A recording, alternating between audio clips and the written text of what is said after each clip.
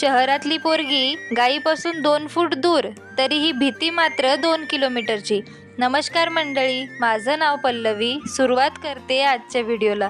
आपल्या कालच्या धोंड्याच्या व्हिडिओला सगळ्यांनी भरभरून प्रेम दिलं. मावशीचं हे असं वागणं बघून सगळ्यांना आश्चर्याचा धक्काच बसला होता. पण माझ्यासाठी ही गोष्ट काही नवीन नव्हती बरं का. याआधीही बऱ्याच वेळा ती माझ्यासोबत तसं वागलेली आहे, पण आता असू द्या, मला सवय झाली. मग आता तुम्हाला प्रश्न पडला असेल ना की धोंड्याचा प्रसंग मी आत्ता का सांगितला. मंडळी, जेव्हा जेव्हा ज्या ज्या प्रसंगाच्या वेळी माझ्यासोबत जे जे जसे वागले आहेत ना, त्यांना त्या प्रसंगाच्या वेळी ते माझ्यासोबत आणि माझ्या परिवारासोबत कसे वागलेले आहेत याची आठवण काढून देण्याचं काम मी नेहमी करत राहील. ही गोष्ट मीही कधी विसरली नाही आणि तुम्हालाही कधी विसरू देणार नाही. 4 दिवस उन्हाळ्याच्या सुट्ट्या लागल्या की गावी जायची मजाच वेगळी असते असं मैत्रिणींकडून ऐकलेलं होतं.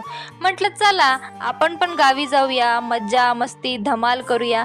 पण आमच्या गावाची गोष्टच निराळी नाही का.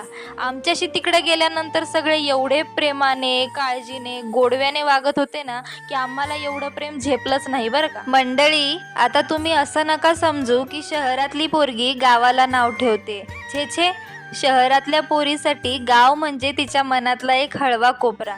शहराच्या लगबगीपासून दूर गेलं तर गावची शांतता काही वेगळीच असते. आम्हाला लहानपणी जसा अनुभव मिळायला हवा होता तसा काही मिळाला नाही. असो, पण आता सगळं बदललंय ना. व्हिडिओ आवडला असेल लाईक करा, शेअर करा, सबस्क्राईब करायला विसरू नका.